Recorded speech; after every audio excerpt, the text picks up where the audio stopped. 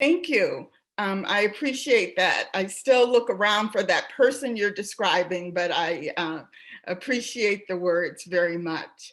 I'm a little concerned because my connection is bouncing a lot. So sometimes it goes away, it comes right back, but I'm a little concerned about that. Um, and I'm going to I want to start out just by saying how wonderful it is for me to be able to participate in this group. The last few years of my work has involved trying to get a hold of how we can infiltrate the university with a more diverse faculty body, and all the way up the ladder. Um, and people don't have great ideas about this, and the university is in some ways, we can't penetrate it very well because it's doing business as usual all the time. But to me, there are the challenges that we face as um, marginalized scholars, as scholars of color and the like, are important. And if we don't, and the only way to rectify them, I believe, is to have um, greater representation within the university so that stereotypes get broken down and we become just sort of a normal part of the way things operate in the university, including our ideas and things. So it's always a joy for me to be in a group like this. And I feel especially grateful that W.T. Grant and Vivian and all of you allow me to participate in this way. When we get more of us, I think the benefits will be enriching the knowledge base by bringing additional perspectives and methodologies into the variety of issues that are examined, so we can understand things better. We will enhance the success of underrepresented undergraduate and graduate students through the mentorship and having role models, and ensuring that everyone is fulfilling and enjoying the experiences that they're getting. There'll be less administrative work for each of us individually because there'll be more of us to spread it around among, and so we don't have to represent be the representative of the people of color or the sexually identified group in this particular way, and so forth. So eventually, through our presence, I think that we can deal with a lot of issues within the university, but without the greater presence, we're kind of stuck. And these programs like WT Grant and the others that I'm involved with are part of that process of helping us to increase the numbers, but also the staying power of that. And so I'm just happy to be a part of any of them. I also want to just say at the outset here that the expectation for the graduate students and postdocs in this program is to land a faculty appointment at some time, get as much training as they possibly can, land a faculty appointment, do well in the academy, and get tenure. And therefore, we have a person who can be permanently employed then. And I think that all of that is a very important part.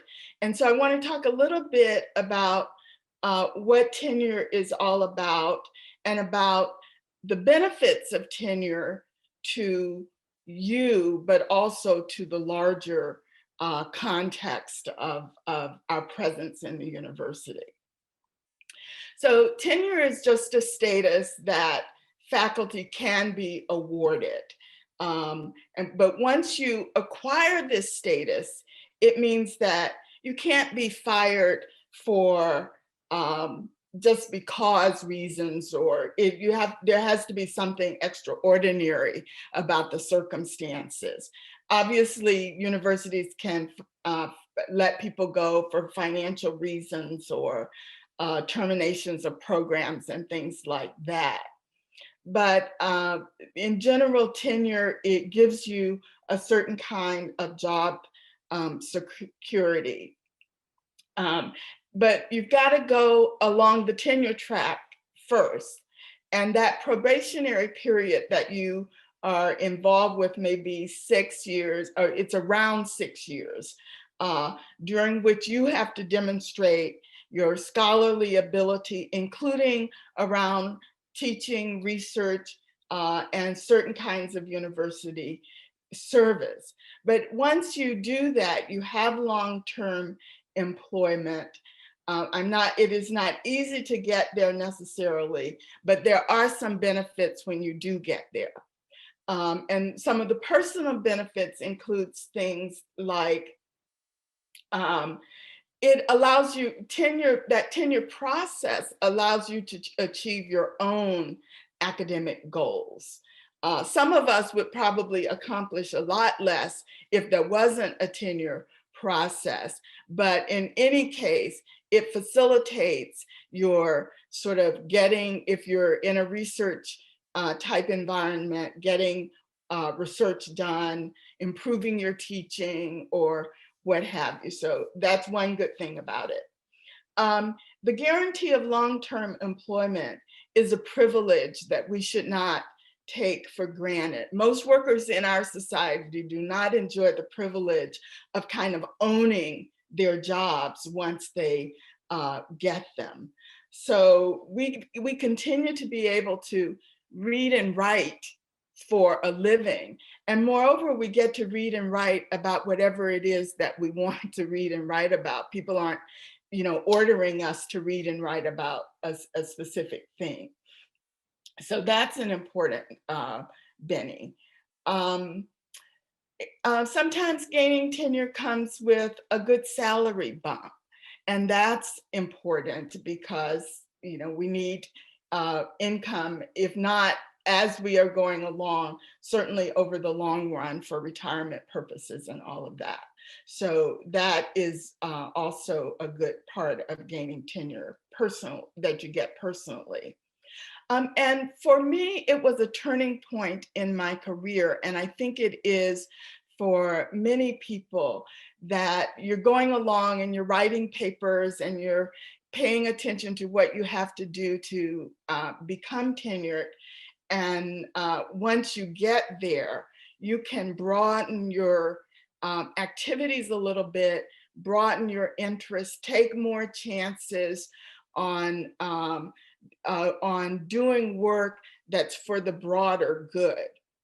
And I feel like once I got to tenure, I felt very comfortable doing things like starting a program that benefits graduates, young faculty really is my work, young faculty around the nation who were studying crime and justice issues. And I took chances on doing a very big project that took 4 years of data gathering. And, tenure comes up so quickly that you can't necessarily do that prior to becoming a tenured faculty. But for me, the best thing about tenure is that it's a way of giving back or paying forward to communities and organizations that have supported you along the way. Your long-term, I think you cannot minimize the importance of your long-term presence in the university. You open doors and provide opportunities for younger scholars that you don't even know that you are providing. They don't necessarily walk up to you and tell you that I stayed on course because of what I learned from you in this class or what I saw you doing, but that your presence is all the difference for them. Once in a while, somebody will come up at the end of the class and say, thank you. It was so important having you as my instructor. And I got through it because of that. And it's not because of what you're teaching, it's because you are there and you are demonstrating in your work and in your presence and your success that they too can be successful. They just have to stay the course. So to me, this broader impact is the thing that I think is so valuable about tenure. But we also get the bennies of owning the jobs and a little more salary and all of that.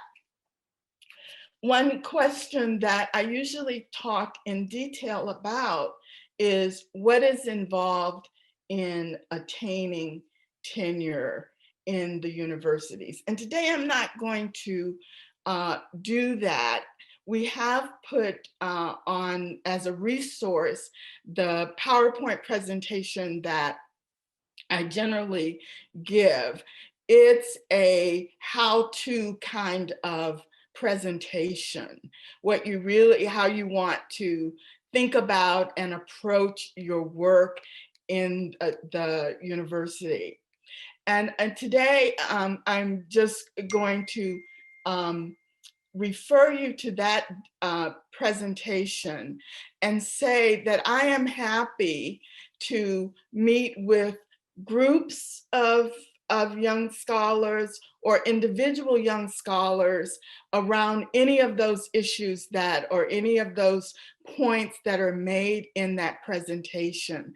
So you can just send me an email, say you want to discuss some of or get different issues discussed. But please do take a look at the presentation when you have an opportunity, and feel free to contact me because I'm definitely happy to address any questions there or any other issues that you may be dealing with as you are pursuing either finishing up or being a young faculty member.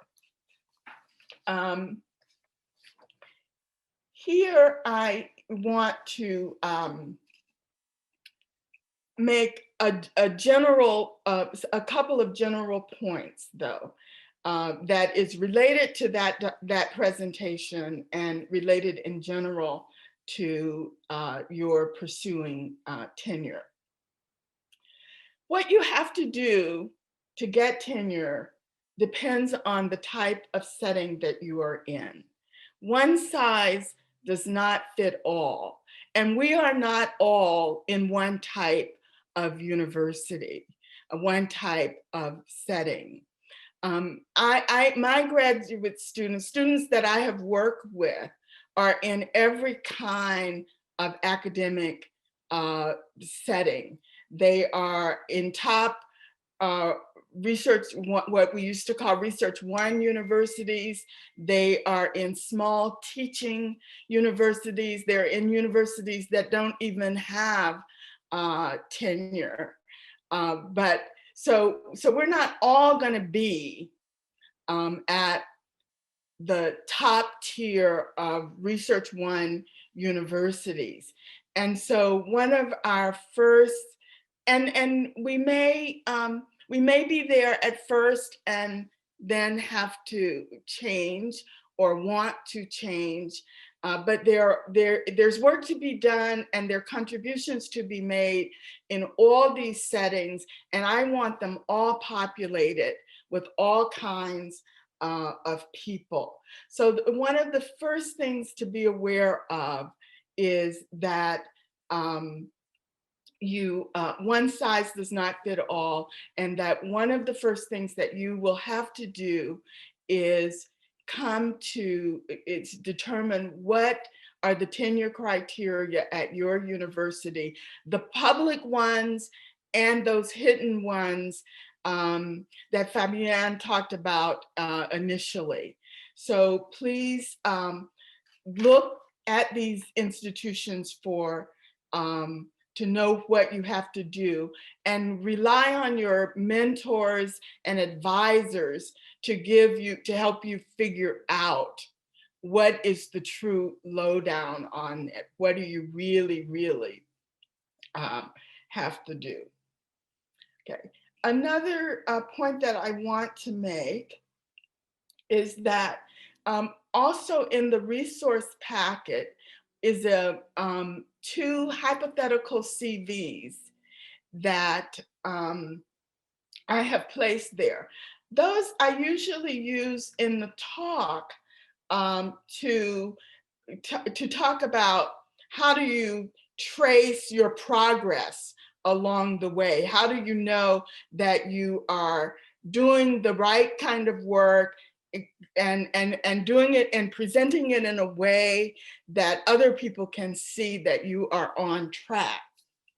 And today, though, I want to say, take a look at them because they illustrate that point about how we work in different kinds of places, and what brings you tenure in one place may not be the same thing that brings you tenure in another place.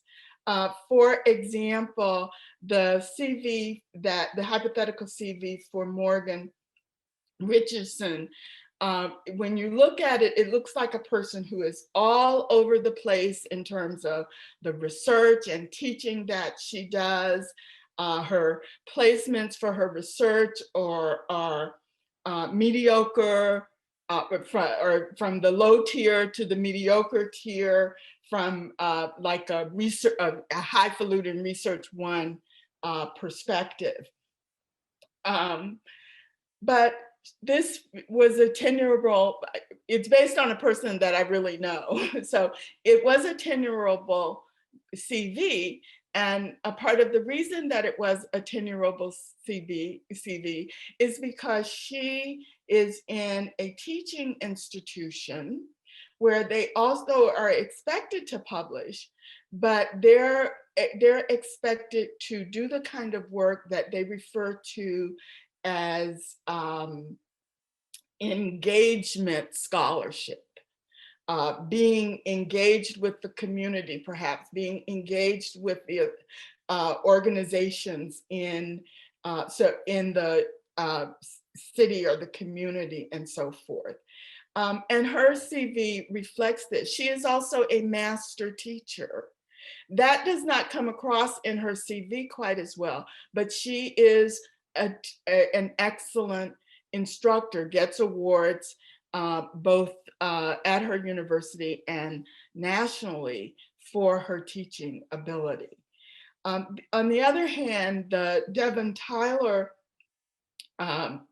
CV, here's a person who is in a research one institution, and she is doing and placing her work in the right kinds of locations and getting money for doing the research and everything. But she might not and she made it where she is, but that's not the top of the line tier research one university. She would have had problems in some other universities because she collaborate. A lot of her work is with her graduate mentor, and that mentor is often the first author for that work. So she would have been challenged in some places, but where she is, she did, in a way, all the right things. So my point is that the criteria vary, and one of your first jobs is to sort of figure out what's the scoop here, where I am working.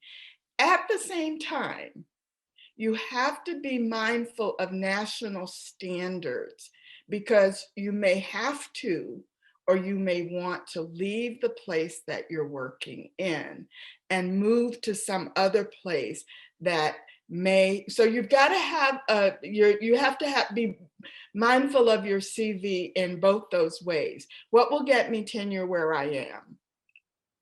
And what will allow me to move from where I am if I need to or if I want to? And you may never think that you need to, but people have partners who have work, they have to leave, move to another place. People want to go back home sometimes and get closer to, and they may end up in a different kind of university and so forth. So you have to kind of be aware of both those things. Now to how much time did, how long have I talked, I guess is the thing. You have about 12 more minutes. I was going to give you a warning, a 5-minute warning in 7 minutes. Okay, great. Thank you. You're welcome. So with those as sort of preliminary points to make, please do take a look at the CVs and please do take a look at the regular presentation. Now I'm going to just do something that Vivian, when I met Vivian, that she heard me do, but I thought this is one way to sort of just give you a better picture of me, and that so that you know that if I survived and I gained tenure, I was promoted to full professor, and I even had a named appointment in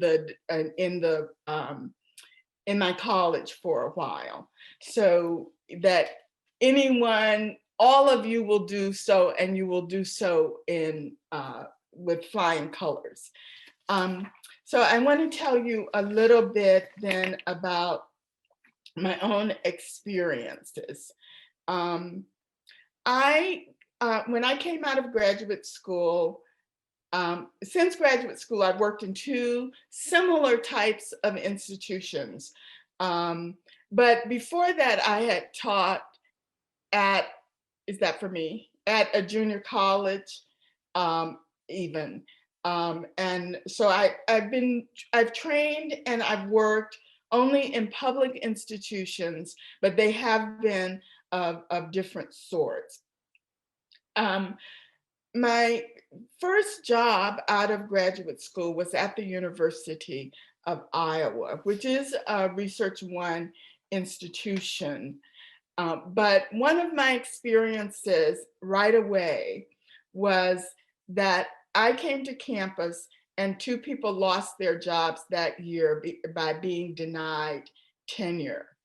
And the word was around from the faculty that I was getting to know and that I was trusting their perspectives on things, was that they had done what they were asked to do by the department, but we were in a period where departments could trade people, regular good people, for better people who were coming out of the university at the time. It was a buyer's market, or buyer's market rather than a seller's type market.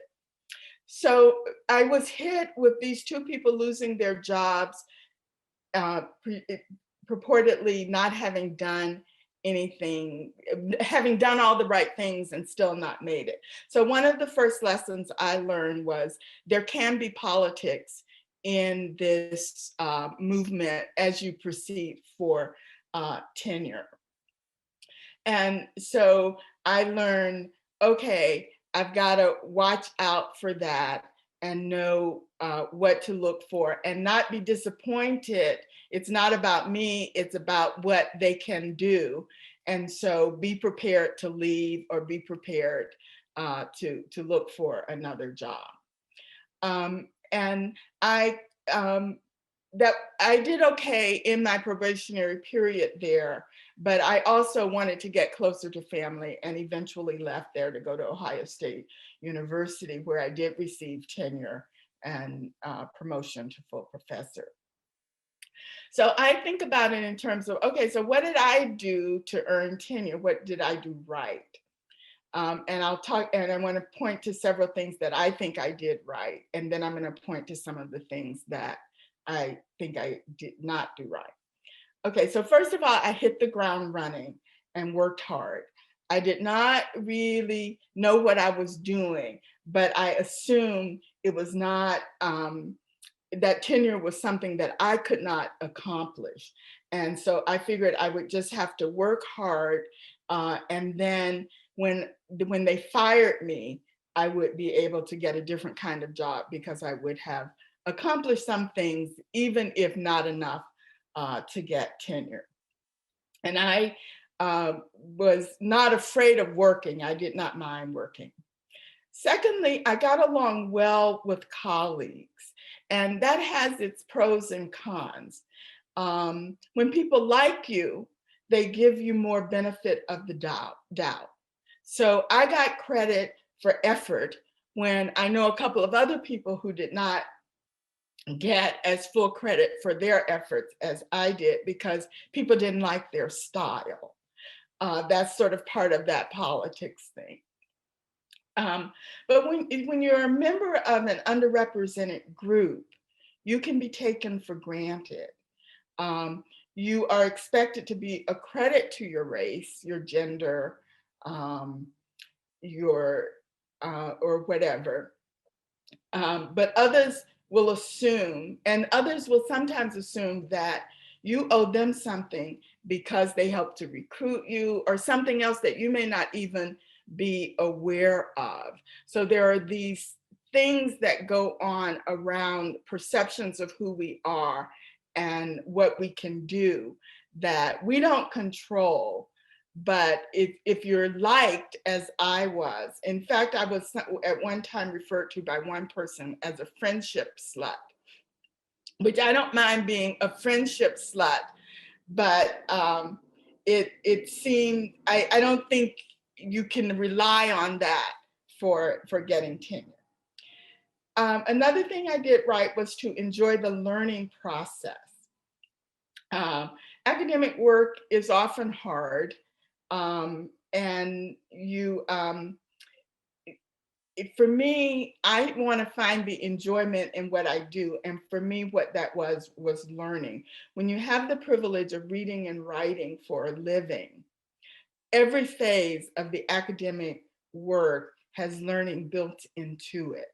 And so I relied on that, and and that seemed to it helped me hold together in it.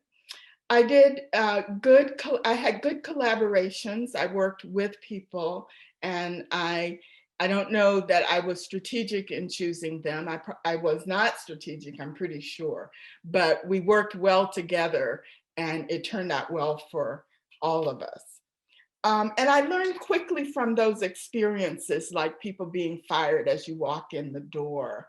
And but I also learned from models of good writing and good decision making. So I was a quick study in that regard. But I did a lot of things wrong.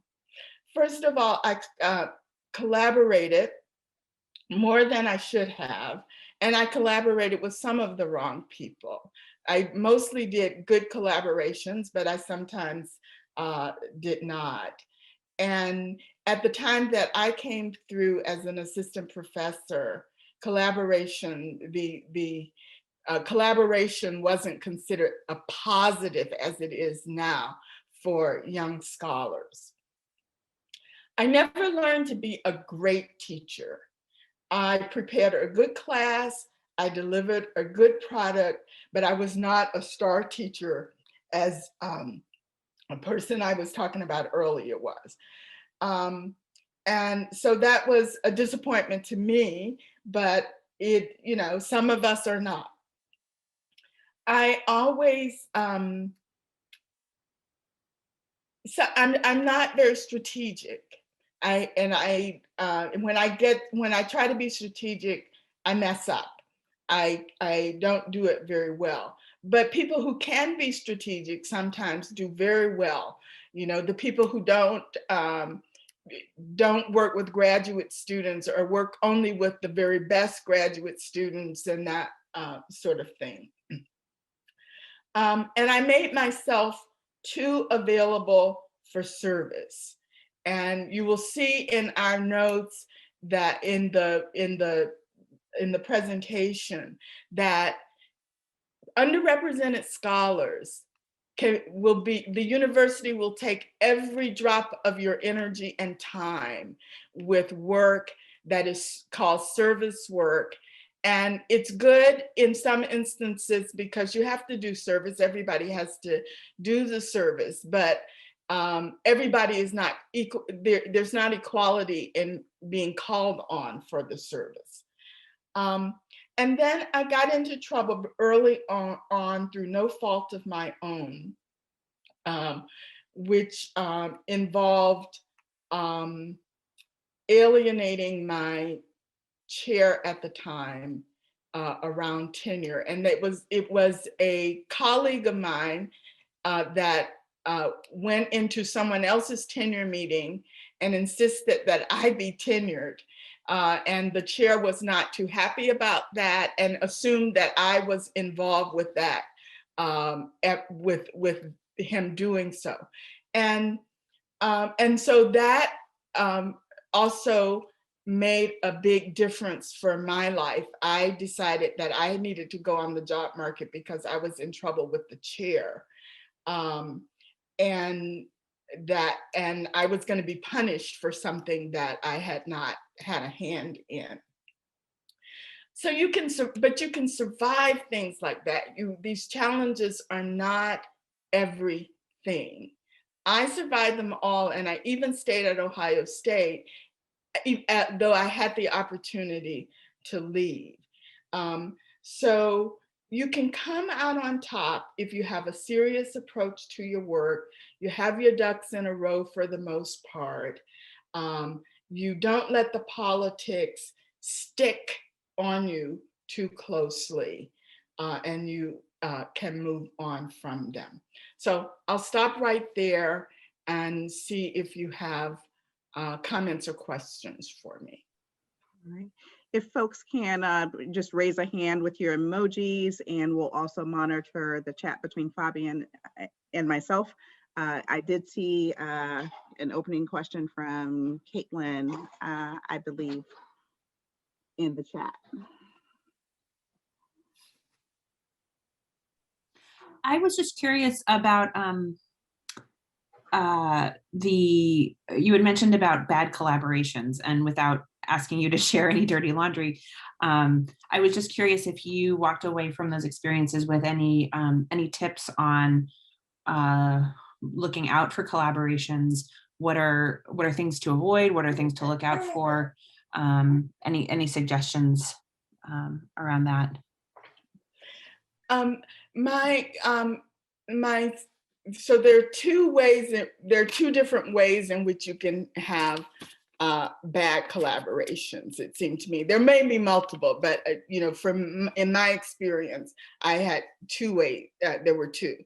One was I collaborated with senior faculty when I was a junior faculty, and the assumption in those days when collaboration was not as favored,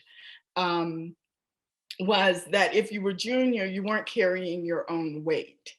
So partly it's just in that case, it's just moving on, especially from your dissertation advisor, unlike one of the people in the CVs. And the other thing about that is establishing who you are and making sure that the work reflects who you are. Okay, so that's one way.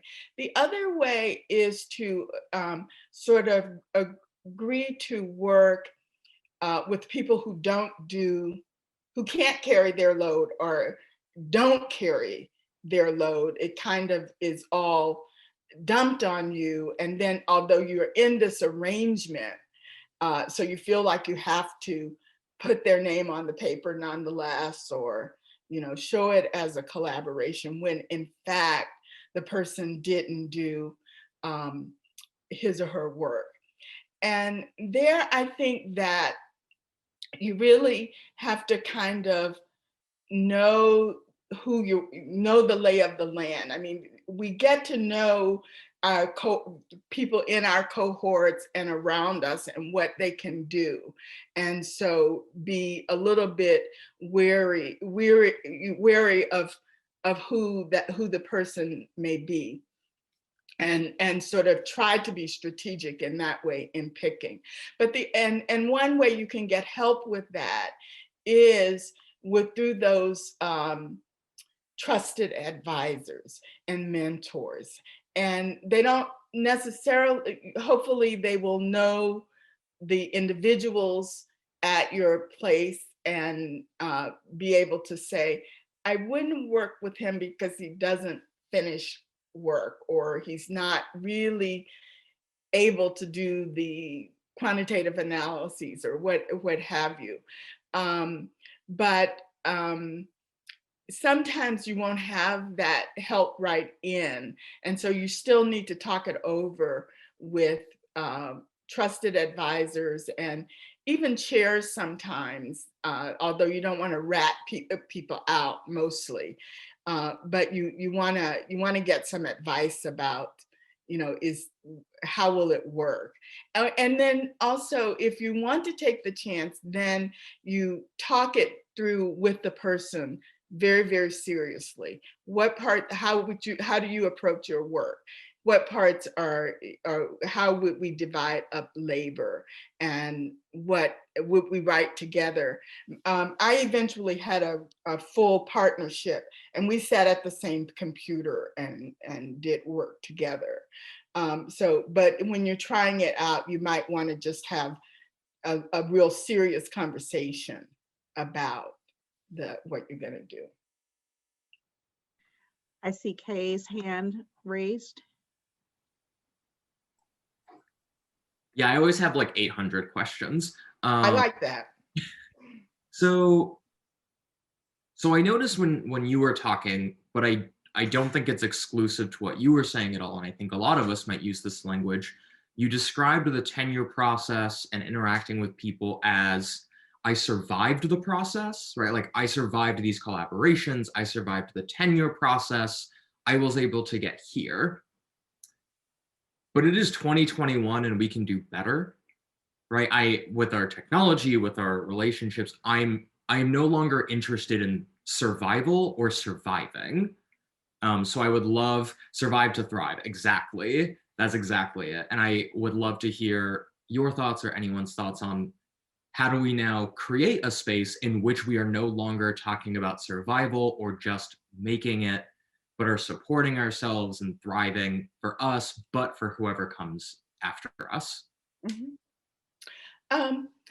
I feel like I thrived as well, but I also survived. And I think that you just are in that twin world.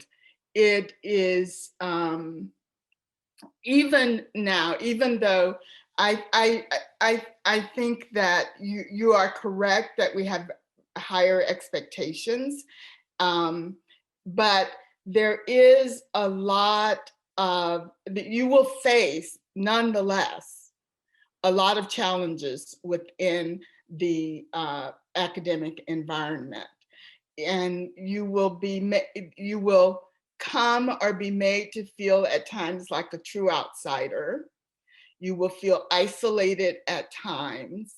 You will feel overwhelmed at times, and only some people are going to be appreciative of the struggle that you are going through.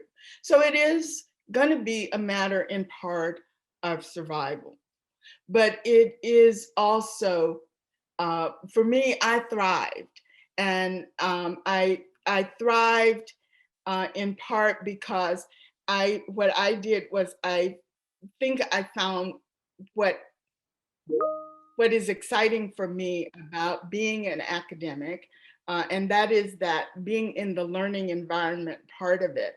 And I use that. I relied on that to get me through any difficult times. And I was able to do work that really, really, really paid off. And when you do that work, it is really satisfying.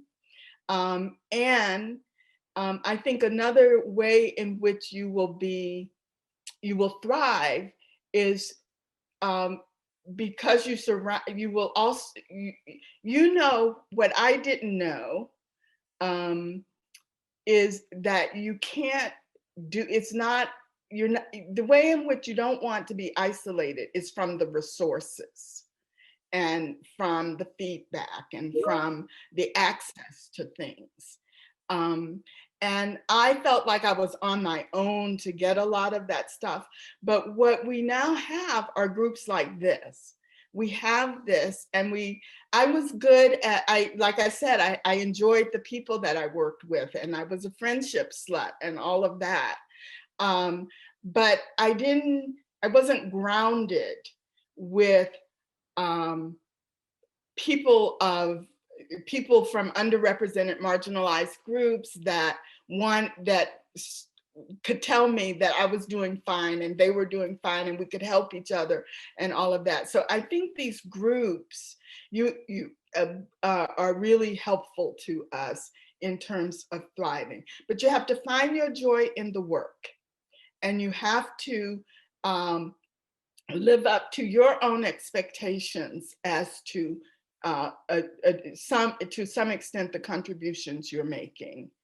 And then the power of these settings is amazing as far as I'm concerned. Ruth, there's lots of chatter in the chat, just plus wanting and affirming this idea of thriving and finding groups, and wondering about sharing your work with junior scholars in creating the Race, Crime, Justice, and Democracy Network. If you could share a bit about that. Yes. The Racial Democracy, Crime, and Justice Network grew out of my participation in an organization that was funded by the National Science Foundation to both improve research on violence in the US, and also to bring in underrepresented groups into the study of violence. And this group were very good at the first thing, but they had no clue about how to address, how to encourage, support, help. They had no plan for it to groups, underrepresented scholars in their goals and in trying to succeed in this. So I ended up being director of the Race and Ethnicity Research Program area for that group. And all I heard was bitterness and upsetness and anger. And I'm like, what is going on? And so we would have these long discussions. And I started to realize that a part of this whole problem was the isolation that these individuals felt. And coming into this group who had no idea of how to plan and work with people, they weren't less isolated. They were still isolated. We were all in our little race and ethnic cocoon, and all the rest of the work was going on around us. So it was like, we have to do something about this. We have to figure it out. And so with a number of other criminologists, we just decided we're going to do something. We're going to try our own hand. And we somehow hit upon the right things. So what we do basically is we have a summer research institute for people who are underrepresented in all kinds of ways, not just racially or ethnically. and they go to wherever it was hosted at Ohio State at that time with Lori Crevo and myself as directors. And we decided that we would have the Summer Institute. The people would be with us for 3 weeks.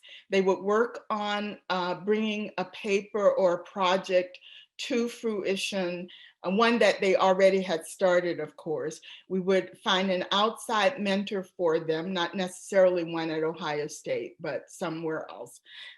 They could be from anywhere as long as they were in the area. And then we also, we did workshops like we're doing here. And then we would have a meeting at the end of the workshop where they presented their papers, got integrated into a larger group. And once they were in. So every year that we have the workshop, they can participate in that workshop. It was funded by the National Science Foundation, and we're coming up to our 20th year soon. So it's been wonderful. WT Grant also has provided funds at times for it. And the combination of the Summer Research Institute part and the integration into the larger group, it is an amazing amount of work has come out of this project. People have done things and collaborated with others on things that never could have happened, except that in our ignorance, we set up a good program. So that's where that came from. We now have 200 people in the group. So we've had, I think that we're on, we did our first institute in 2006. So we've had a summer institute every year since then. We have 8 scholars in residence. And so we grow by 8 every year. And it's been a wonderful experience. So you get the mentoring from the mentor, you get the mentoring from the workshops and from us. And then there's peer mentoring because everybody's in it together at that point. So it's been a wonderful project. Thank you for asking about it. We have a few more minutes. Is there any other comment or question that someone wants to put on the floor?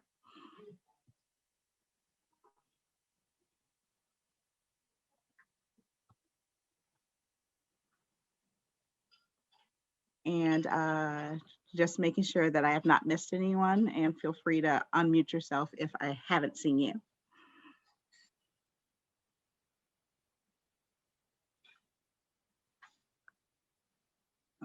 Okay, then with that, I want to again thank Ruth for her talk.